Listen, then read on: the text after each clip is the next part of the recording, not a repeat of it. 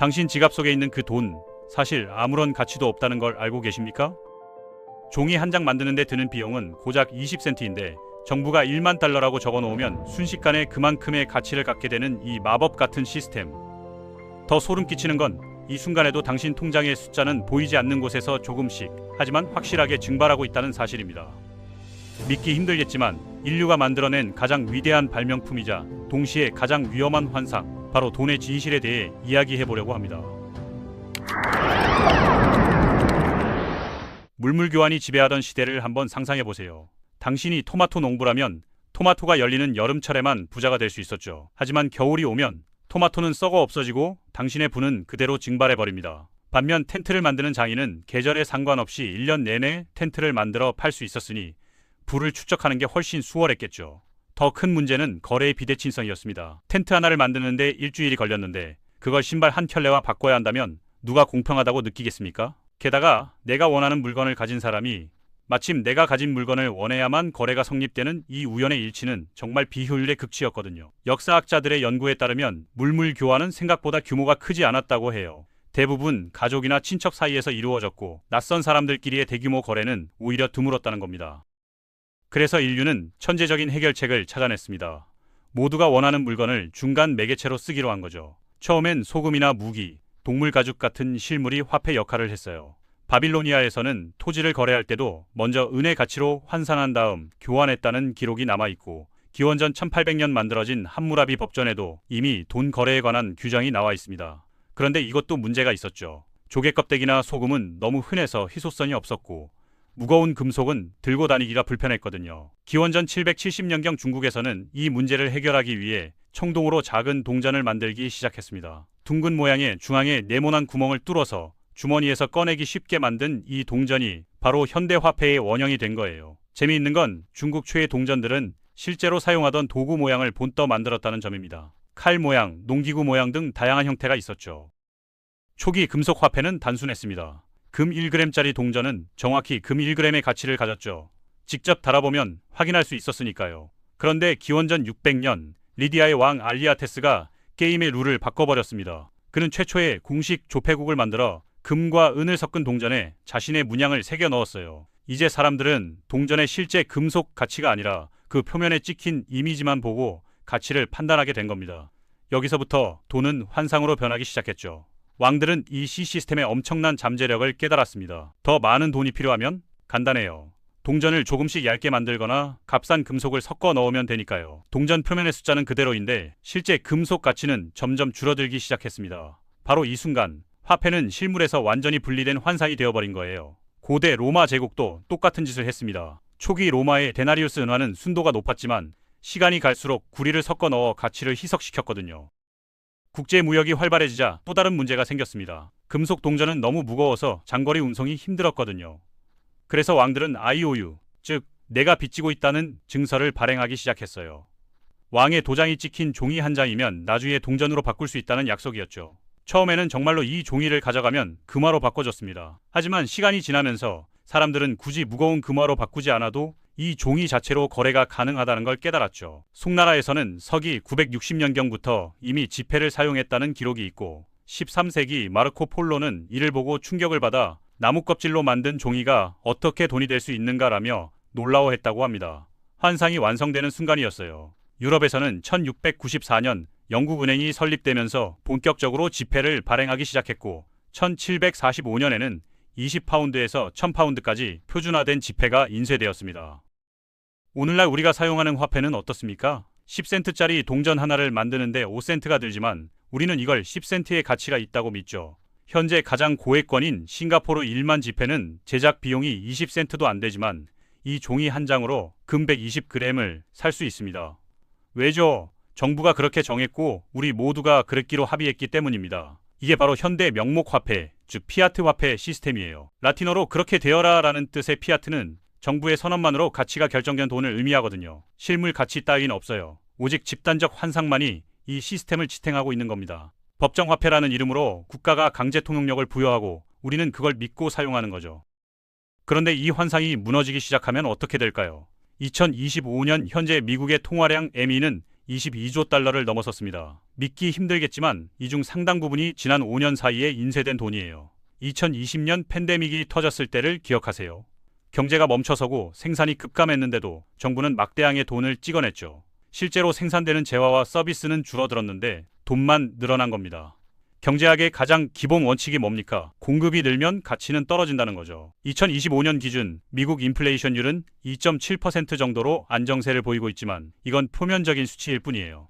목재 가격은 전년 대비 3배나 뛰었고 당신이 좋아하는 식당의 메뉴 가격도 조금씩 올랐죠. 치폴레의 과카몰리가 20센트 비싸진 걸 알아챘습니까? 에너지 가격도 요동치고 있고 주거 비용은 2025년 12월 기준 전년 대비 3.2%나 상승했습니다. 더 무서운 건 이겁니다. 미국 연방준비제도, 즉 연준은 공중에서 돈을 만들어낼 수 있는 마법을 가지고 있어요. 정부가 돈이 필요하면 국채를 발행하죠. 은행들과 투자자들이 이 국채를 삽니다. 그러면 정부는 그 돈을 쓰는 거예요. 문제는 만기가 되면 갚아야 하는데 이미 다 써버렸다는 겁니다. 그래서 뭘 하느냐? 연준이 이 국채를 다시 사들여요. 어떻게? 방금 만들어낸 새돈으로요. 2020년 3월 이후로 연준은 1조 달러가 넘는 국채를 이런 식으로 매입했습니다. 그리고 이 숫자는 계속 늘어날 예정이에요. 새로 만든 돈은 기존에 존재하던 모든 돈의 가치를 조금씩 훔쳐가는 겁니다. 당신 통장의 숫자는 그대로인데 그 돈으로 살 수 있는 물건은 점점 줄어들죠. 이게 바로 양적 완화라고 부르는 현대판 연판 연금술이에요. 납을 금으로 바꾸려던 중세 연금술사들의 꿈은 실패했지만 중앙은행은 종이를 돈으로 바꾸는데 성공했습니다.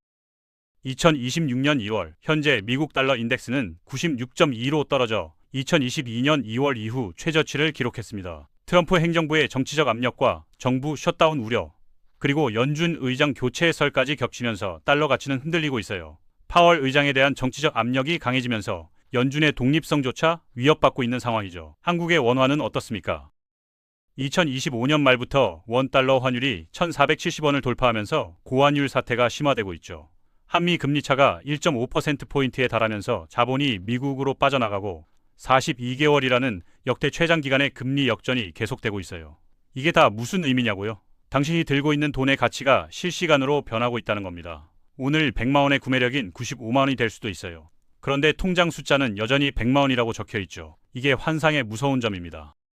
그렇다면 일반 시민인 우리는 어떻게 해야 할까요? 미국에서 웨이터로 일한다고 생각해 보세요. 법적으로 최저임금도 받지 못하고 시간당 2에서 3달러만 받는 경우도 있어요. 나머지는 팁으로 충당해야 하는데 팬데믹 이후 외식하는 사람이 줄어들면서 팁도 줄었죠. 결국 일을 해도 실업수당보다 적게 버는 상황이 되어버린 겁니다. 그러니 누가 일을 하려고 하겠어요? 정부가 뿌린 부양책과 실업수당이 우리 일할 동기를 없애버린 거죠. 기업은 직원이 없어서 문을 닫고 실업자는 늘어나고 정부는 더 많은 돈을 찍어내는 악순환이 계속되는 겁니다. 이런 현상은 비단 미국만의 문제가 아니에요. 한국도 비슷한 구조적 문제를 겪고 있거든요.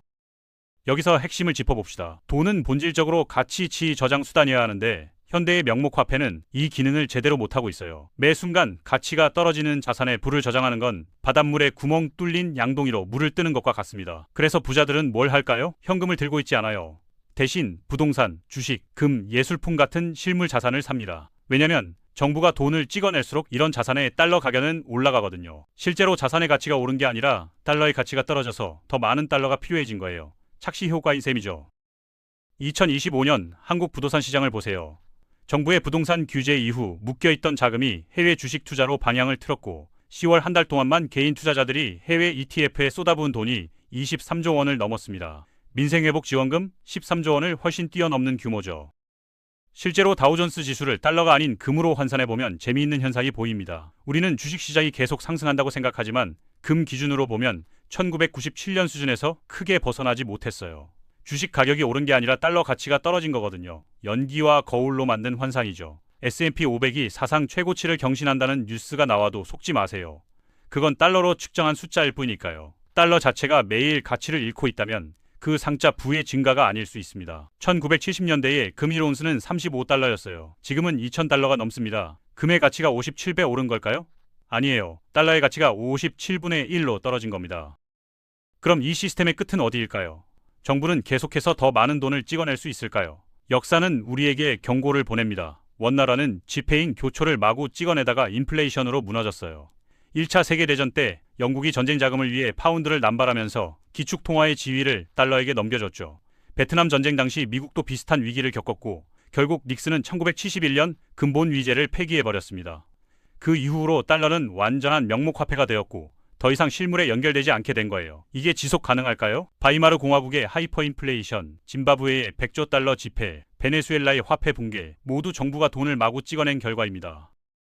2026년 현재 미국의 국가부채는 상상을 초월하는 수준에 달했습니다. 10년 만기 미국 국채의 수익률은 고작 1.2323% 정도예요. 인플레이션율이 2에서 3%인데 국채 수익률이 1.23%라는 건 뭘 의미할까요? 국채에 투자하면 실질적으로 돈을 잃는다는 겁니다. 그런데도 전 세계 은행과 정부들은 여전히 미국 국채를 사들이고 있어요. 왜? 달러가 여전히 기축통화이고 다른 대안이 없기 때문이죠. 유로화는 2010년대 유럽 재정위기 이후 신뢰를 잃었고 위안화는 중국 정부의 통제를 받습니다. 결국 달러 외에는 선택지가 없는 거예요. 이게 바로 트리핀 딜레마라고 불리는 기축통화의 모순입니다. 세계 경제가 돌아가려면 달러가 계속 공급되어야 하는데 달러를 계속 찍어내면 가치가 떨어지는 거죠. 하지만 이 상황이 영원할 수는 없습니다. 역사를 보면 모든 기축통화는 결국 그 지위를 잃었어요. 네덜란드 길더, 스페인 레알, 프랑스 프랑, 영국 파운드 모두 한때는 세계를 지배했지만 지금은 지역화폐로 전락했죠. 달러도 예외는 아닐 겁니다. 특히 2025년부터 본격화된 미중 무역 전쟁과 트럼프 행정부의 보호무역 정책은 달러의 입지를 더욱 흔들고 있어요. 중국과 러시아, 일부 중동 국가들은 이미 탈달러화를 시도하고 있고 자국 통화나 위안화로 거래하는 경우가 늘어나고 있거든요. 사우디아라비아는 50년간 지켜온 석유 달러 협정을 갱신하지 않았고 브릭스 국가들은 자체 통화 시스템을 논의하고 있습니다. 변화의 조짐은 이미 시작됐어요. 그렇다면 우리 개인은 어떻게 대응해야 할까요? 첫째, 현금으로만 불을 보관하지 마세요. 은행 계좌에 돈을 쌓아두는 건 서서히 녹는 얼음을 보관하는 것과 같습니다. 둘째, 인플레이션보다 빠르게 가치가 오르는 자산에 투자하세요. 부동산, 주식, 귀금속, 심지어 자기 개발도 자산입니다. 셋째, 빚을 현명하게 활용하세요. 인플레이션은 빚의 실질 가치를 줄여주니까요. 오늘 빌린 만 원은 10년 후엔 구매력 기준으로 70만 원 정도의 가치밖에 안 될 수 있어요. 넷째, 여러 통화와 자산에 분산 투자하세요. 달러만, 원화만 들고 있으면 위험합니다. 다섯째, 실물 자산과 금융 자산의 균형을 맞추세요. 금융시장이 무너져도 당신에게 남는 게 있어야 하니까요. 가장 중요한 건 이겁니다. 돈이 환상이라는 걸 이해하고 나면 게임의 룰이 보이기 시작해요. 정부와 중앙은행이 이 게임의 주체자이고 부자들은 이미 룰을 터득한 플레이어들이죠. 우리 같은 일반인들은 게임이 진행되고 있다는 사실조차 모르는 경우가 많습니다. 하지만 이제 당신은 알았어요. 통장의 숫자는 늘어날 수 있지만 그 숫자가 나타내는 실제 구매력은 매일 조금씩 줄어들고 있다는 걸요. 이게 현대 화폐 시스템의 진실입니다. 부자들이 왜 부동산 여러 채를 가지고 있는지, 왜 주식 포트폴리오를 다양화하는지, 왜 금과 예술품에 투자하는지 이제 이해가 되시죠? 역사상 가장 위대한 발명품이자 가장 위험한 환상인 돈.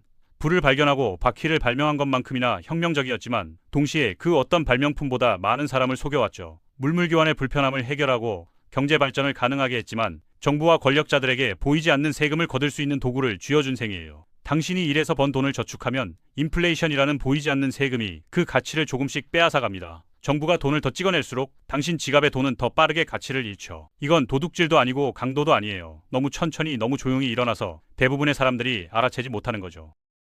부자와 가난한 사람의 격차는 왜 계속 벌어질까요? 부자들은 자산을 가지고 있고 가난한 사람들은 현금이나 예금을 가지고 있기 때문입니다. 인플레이션은 현금의 가치를 떨어뜨리지만 자산의 명목 가격은 올려주거든요. 이게 바로 비익빈 부익부가 심화되는 구조적 원인 중 하나예요.